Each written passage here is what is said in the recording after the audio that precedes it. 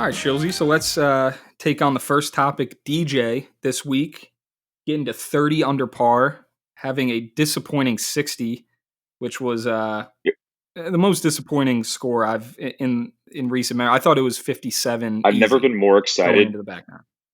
for the front nine 27, and then where it turned around and it just ripped your heart out that And he wasn't going to break I 60. think it really shows. I think it really shows how hard shooting like 59 because he didn't even play bad on the back nine. It was just he just parred every hole and like played pretty well. But it just shows you that like you could play that well on the front nine and you still have to keep it going on the back nine to shoot 59. Like Scheffler's 59 makes it look that much Right, better. and is Scheffler's 59 maybe the most forgettable 59 of all time? That's Because true. It everyone was overshadowed by the like I 60. texted my uncle, I took a screenshot of the front nine when he just made the turn, and he just made the turn. He birdied 10, he birdied 11, and he was 11 under through 12. I texted my uncle a screenshot of it, and he's like, "You better get in front of a TV right now." And he turns it on for like a half hour, and then he goes, "Wait, Scheffler shot 59 this morning?" And I'm like, "Yeah." I'm like, yeah, obviously. Now I know, because DJ, and the fact that like Furyk still has a 58, I wanted him to beat that so bad.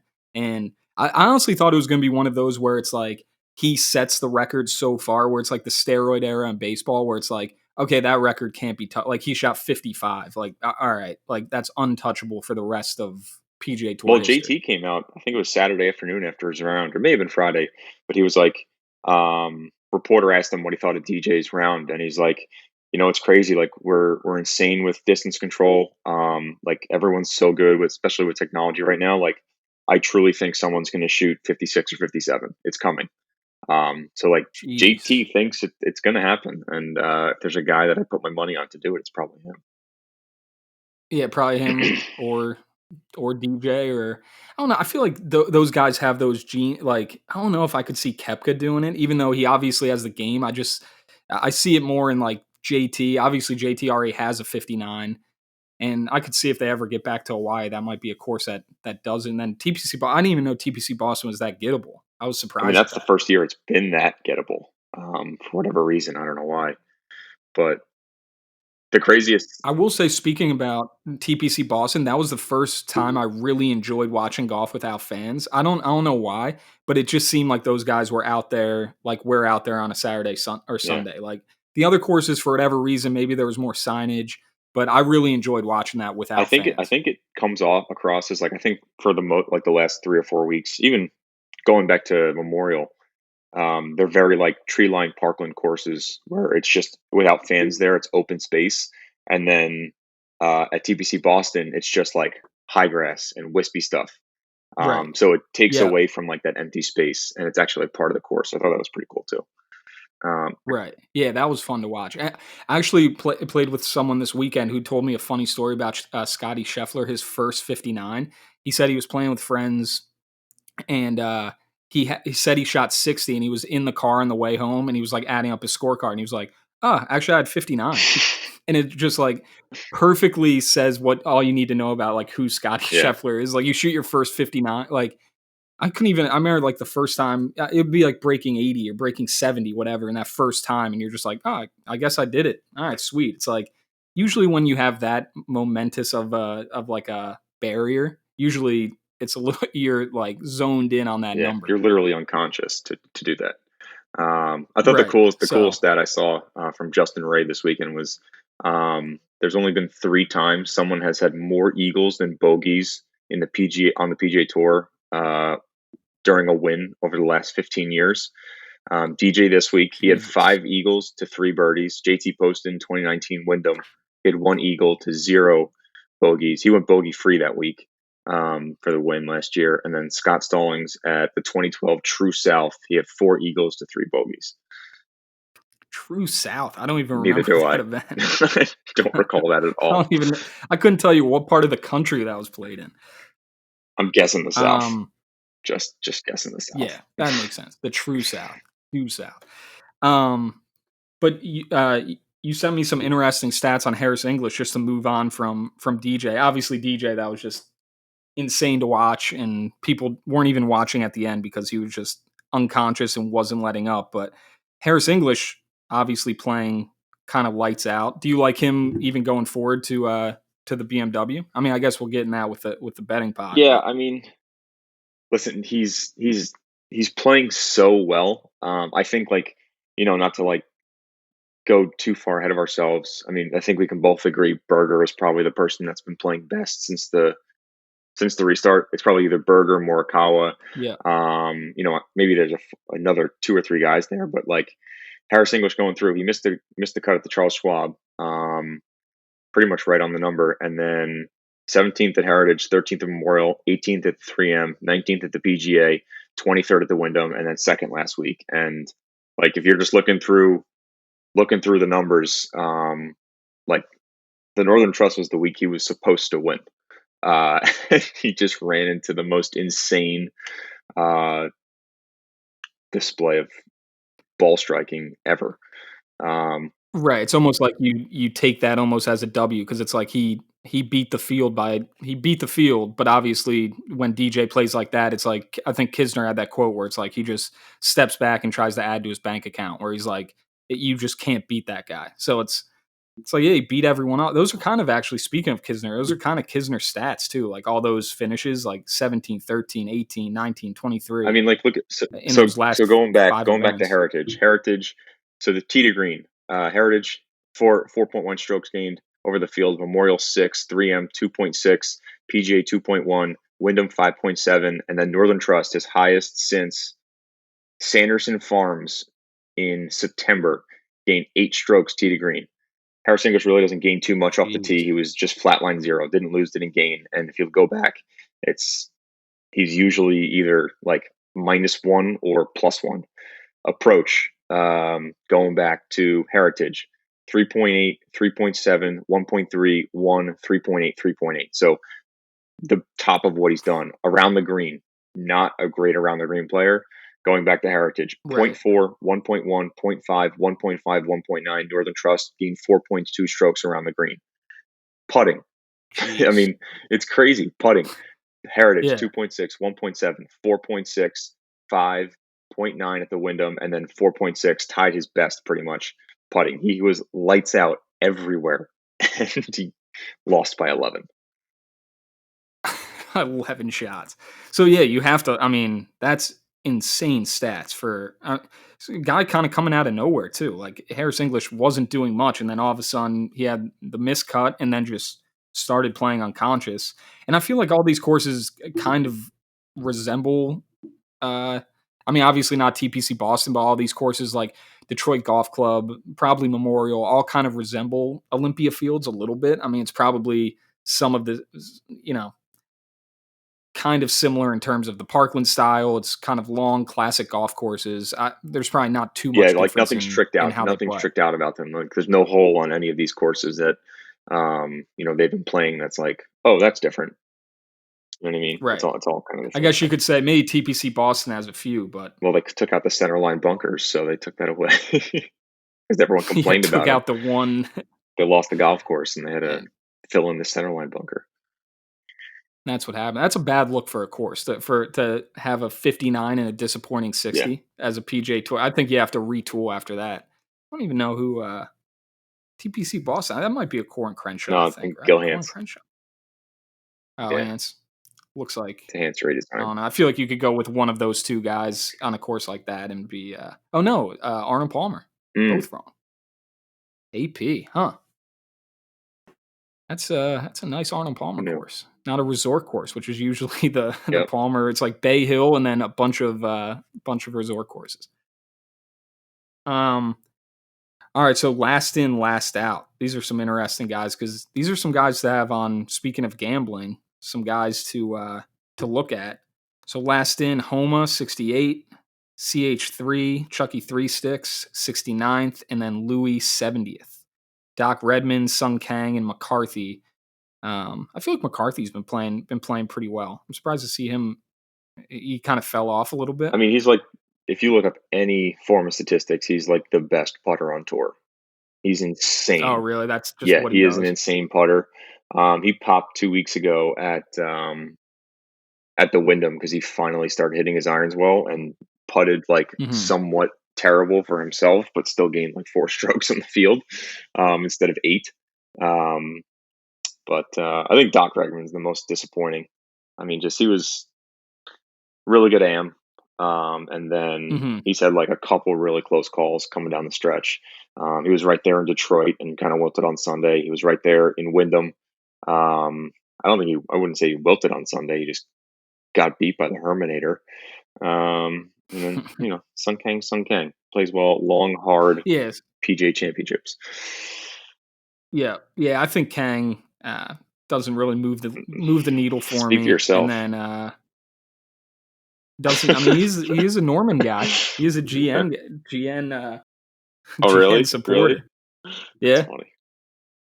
He rocks it, and then rocks the shark, and then, because yeah, Louis actually had a good week. Like, I feel like he had a bad Sunday, but he was right there, Yeah, minus didn't he shoot? He 15 to shot like start the one over day, on and Sunday. yeah, 2 over on Sunday to fall out. Where Yeah, yeah. I think he came out yeah, like 65, 66 Thursday, Friday. And he just plays for the money. He still yeah, I he don't know. still doesn't have a win on American soil. That just blows my mind. That's Yeah, insane. Yeah, 65-65. He started out, and then just kinda blew it.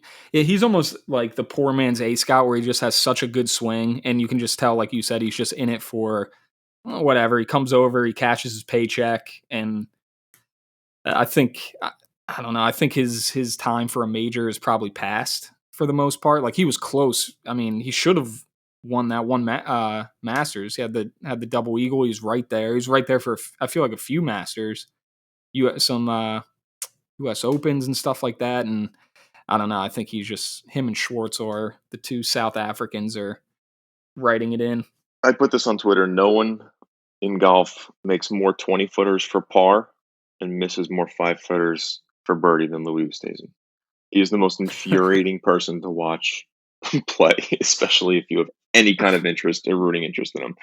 He will hit, If you have yeah, any kind of oh, matchup bets, I'll remember that when I'm placing yeah, my he'll hit matchup every bets. 20 footer for par and lip out 5 footers. He'll put like Rory on the 5 footers.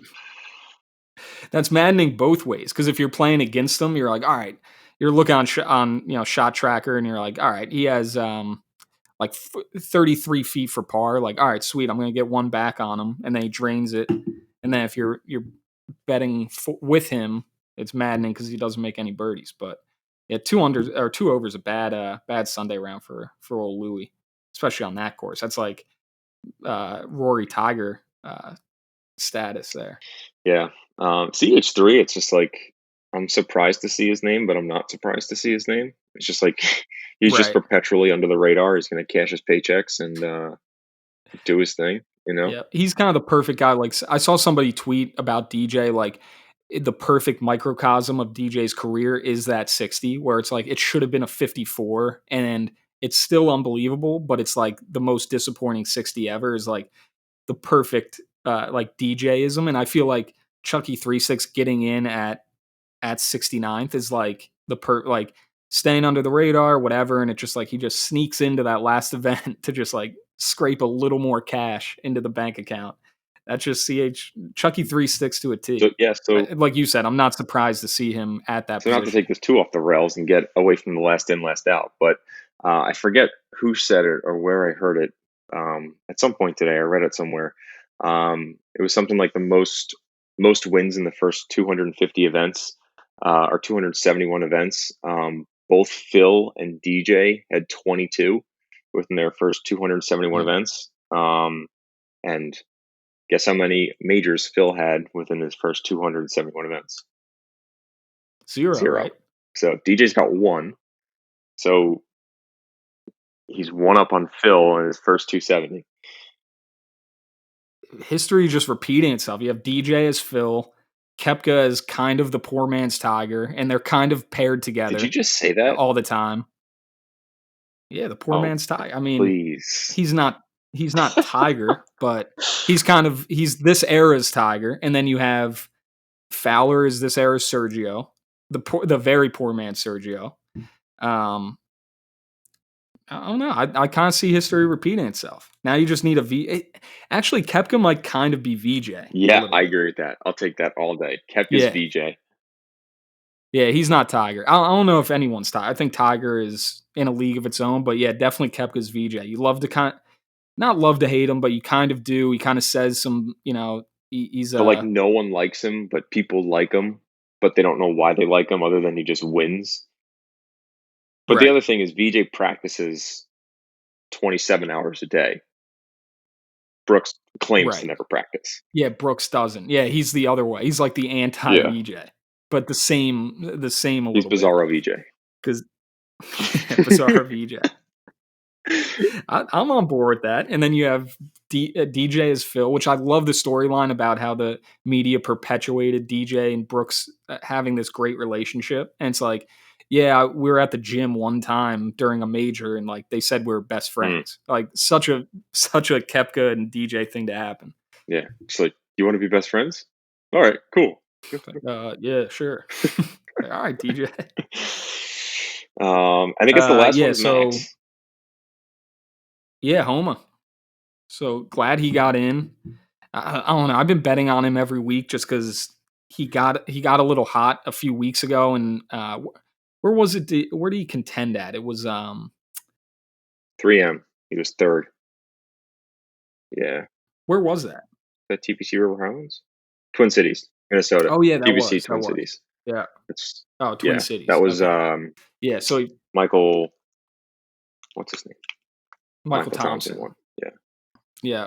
Yeah, I think, again, for another topic, but I think Max was definitely hurt by the layoff. Just looking through this, through the West Coast swing, Amex 48th, Farmers ninth, Waste Management 6th, AT&T 14th, Genesis 5th, and he loves Riv, and then the Arnold Palmer 24th.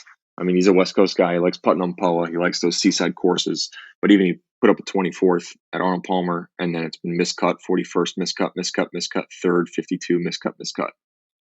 Wow. It's kind of damning. It's funny. I feel like because of that third, I've been like every week. I'm like, Homa, like he's been playing well, and it's just that one third at River Highlands and a good, like you said, good West Coast swing before the entire layoff. But it's like just because of that third, I'm like thinking every week he's going to do well. But yeah, he has been struggling a little bit, Yeah, I wouldn't. so he's lucky to I squeak wouldn't in. hold my breath on him this week. He is playing in a charity game on Wednesday, so that should be fun. Oh yeah, It's that's a good him. charity It's game him, this week. I Kevin think Na, it's yeah, um, Bryson Bryson, and and and Morikawa. Morikawa. That's going to be a good one. That's gonna be yeah, that's gonna be really good. I might be the first one that is actually, watchable. They've actually all been pretty good. I'm surprised they're not getting more I viewers know. because It's just the I time feel like slot. every week they've been decent. Yeah, Wednesday afternoon to watch a pointless match or whatever, but even like that first one with Wesley Bryan and Bubba and Varner, I forget the third. Pat Perez was in the Wyndham one. That Some was hilarious.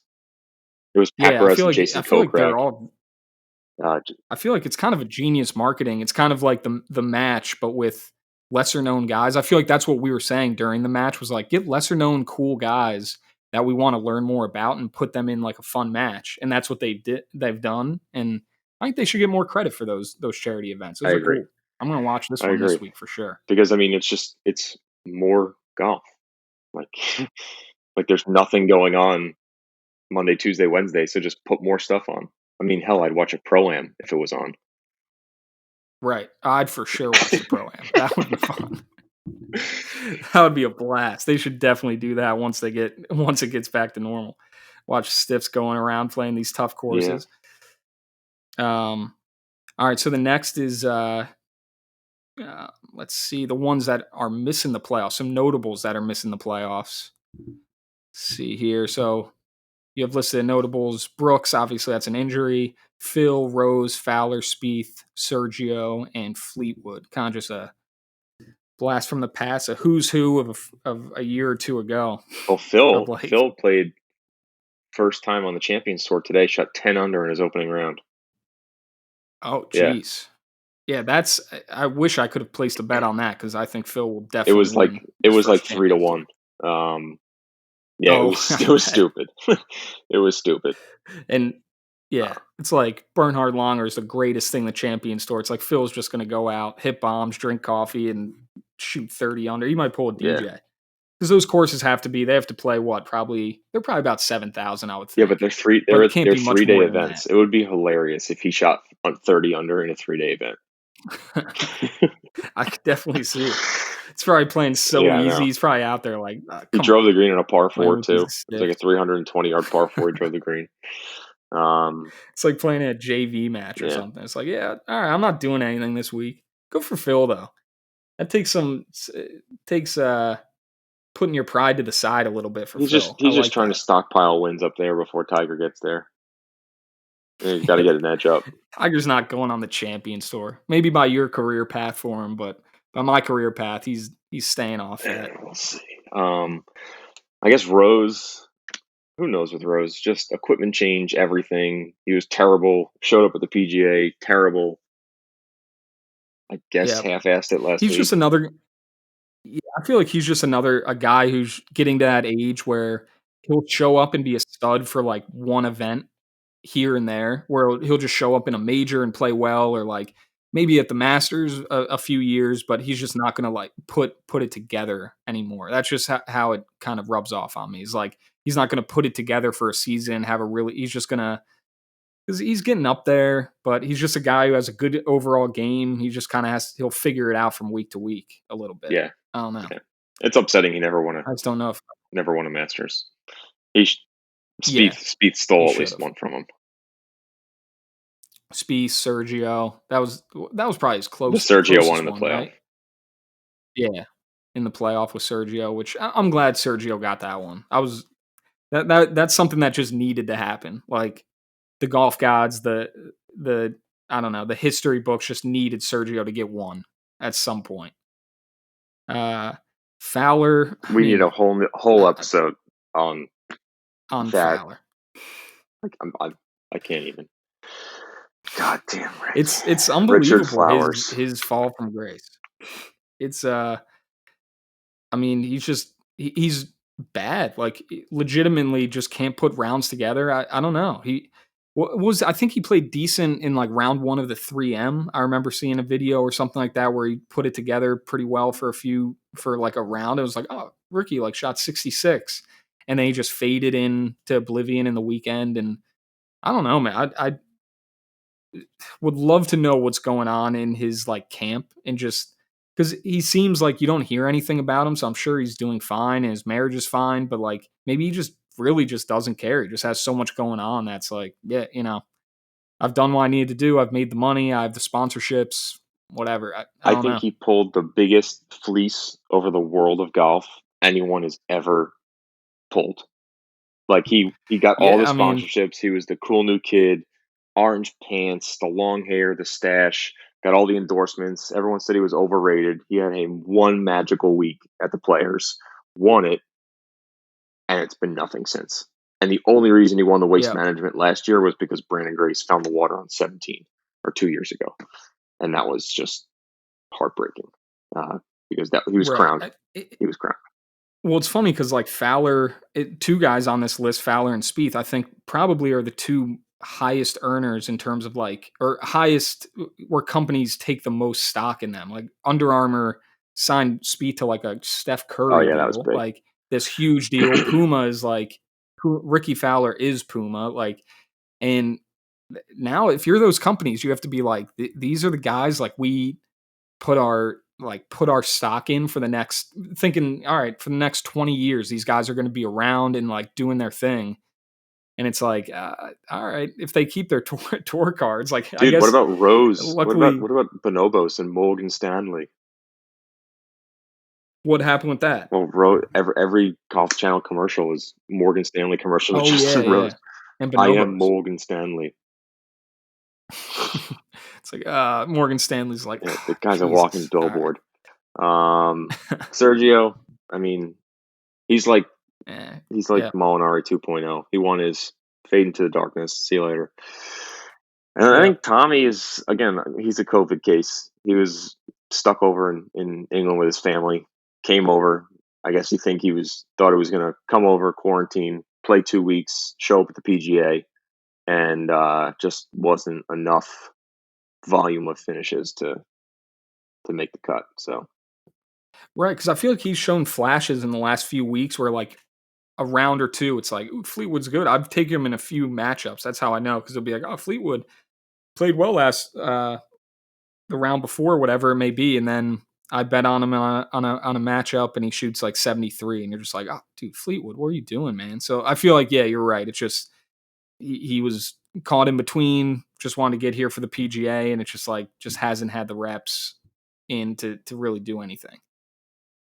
So that's I always love Tommy, just seeing him play, and um, he made a run at the PGA. He was there, which was fun to watch. Yeah, he was there on Saturday and then shot what? Right? Yeah. Then he faded into oblivion, but it was fun, like because I feel like Tommy's one of those guys that like he gets Twitter going, so like you just know it's just like an excitement when he's in the mix, just because he was out there in the all white or all cream or whatever the hell he was wearing, and he has the obviously the lettuce flowing, and so he causes excitement when he's into the mix, which is nice. And then yeah, obviously Sunday he was nowhere to be found, but No one hates Tommy. Like, right, and his swing's yeah, so good. it's baffling. So, Let's anything else you see want to cover? now the Oh, Tiger Tiger, take. Tiger. Okay, so I will say this and go on record saying it. But for the rest of his career, Tiger every year has three legit chances to win. One is the Masters, Mm, two is the Open. I don't yep. care where it is, and three is East Lake. Anywhere else, Hmm. it's have fun with the T15 or worse. But that's I would agree with the that. only the only three chances he has. Um, Yeah. even like I was having this discussion with someone else, and they were like, "Well, what about Bay Hill?" Because I mean, obviously, he rips apart Bay Hill in his past career, but number one, he's not playing the volume of events. So the way Bay Hill sits in the Mhm. schedule, it's really not advantageous to play Bay Hill and then something else. So he's not going to Mhm. play. I mean, he skipped it this past year, um, Right. and I just don't see it. And I mean, he's always the Masters is a happy place, obviously. The Right. Open, I mean, no one is better at distance control than him and just imagination and working those shots. So, he Yep. goes out, he gets the good side of a draw, makes it through some nasty weather on an AM, PM or something, and then he's right there on Saturday and Sunday. And Mhm. then, I would agree with yeah, that. And then East Heath Lake, Lakes he always plays well in East Yeah, it's Lake warm for weather. whatever Like, reason. forget everything in California. Like, Torrey, great. I Mhm. know he's won there a billion times, but if I have to hear my back is stiff or I can't activate my glutes at 7 in the morning when it's 50 degrees because of the marine layer again, like, we've been over this. Come on. Yeah. It's not Right. happening. Just be realistic. Don't want to hate on him. Don't want to Yeah. be pegged as that guy, but just calling it how I see it. Yeah, I would agree with that because I do feel like even with all these tournaments, it's just kind of a lead up to a major, whatever it is. Like you're even when he doesn't win, it's just like, all right, he played well. Like that's all you're kind of looking for him to do. Because I mean, now with Tiger, it's just like you're just looking for major wins with him. So it's just all these weeks are kind of just leading up. He plays well. He has a few good rounds, few bad rounds. All right, like get to Augusta, get to. I mean, Wingfoot. I honestly don't think he has a chance at Wingfoot. I think that's the worst major venue that he could possibly. And maybe I'm biased just because I'm thinking of 2006. I was like his first major miscut in like 1,000 Yeah. years, so it was like crazy. Which I think his dad passed just before that and stuff like that. So there were reasons for it, I think, but also the rough was like 8 inches long. That's probably another reason. So I think they blamed it like, oh yeah, Earl just passed away. It's like, and it's because he couldn't hit a fairway. That's probably a reason too. But I don't see him having a chance. I think that's one of those things when you see like someone studying for a test 2 weeks early. It's like they don't have a chance. It's like seeing Tiger at Wingfoot kind of tells you he almost knows he doesn't have a Right. chance. Right. He's like cramming for that Yeah. test. Like, dude, I don't play this course well. I'm going and I'm just like, I need to get working at this course. So I agree with that. I would see. I mean, you would think Harding Park would give him one of his best chances just because it's hometown, but like you said, it's cold up Yep. there, and it always has that excuse where you just like can't get warmed up, and it's like, Yeah, and again, like um, when you talk about the Open, I get it gets pretty cold up around there in certain times, but it's all about the draw. Like it could be Right. 40 with 30-mile-an-hour winds in the AM, and he comes out in the PM and it's 60 degrees and dead. And I Yeah. mean, distance is kind of neutralized out there a little bit. It's just all about hitting the spot in the right spot, and that's what he does best. So that's what Yeah. I would say it is. And that's where he plays well at courses like that now where it's like he has to like feel his way around. He's still like awesome around the greens. Like it's kind of that old man golf a little bit where I mean he's still actually long, which is Right. crazy. He's still But like even think of leading think in of when he driving contended with the distance if it wasn't for Valspar like Bryson. 2 or 3 years ago when Paul Casey won. It was him, it was Paul Casey, Mhm. Tiger, and Patrick Reed. And like Tiger just slapped 3 wood and iron shots to 6 feet all weekend long. And Yeah. because there's water everywhere, so you can't bomb it. And that's And it's funny watching like obviously Tiger and Roy were on featured group coverage. So just watching that and you see like the difference of how crafty Tiger is compared to like a Rory who's just like you could tell he's just not there in terms of just like getting his game all there where he just isn't great around the greens. He makes these mistakes where it's just like he should be so much better than well, he he's is. cross-eyed. And you can just tell Tiger is Well, he's what's that? cross-eyed. He is cross-eyed. He cannot putt. Yeah, Luckily, I took a Tiger in matchup, so it's just like it'd be like, all right, Rory from 12 feet. I'm like, all right, sweet. Tiger's one more up on Rory, and of course he lips it out and sits there and is looking baffled. Like, how could that go left? It's like, dude, cross-eyed you Rory. just can't putt, man.